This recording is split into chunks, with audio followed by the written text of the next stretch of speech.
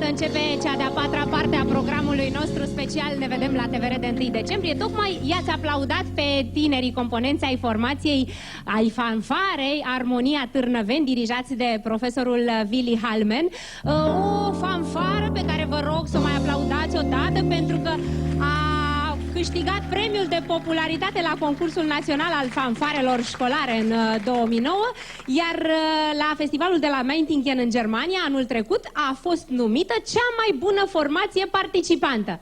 Așadar ne-am bucurat să-i avem alături de noi și vreau să le mulțumesc în general pentru sprijinul acordat în realizarea tuturor momentelor speciale ale emisiunii noastre, domnilor Gheorghe Benea, președinte Loteria Națională, și domnului Tudor Bohâlțeanu, președintele Poștei Române.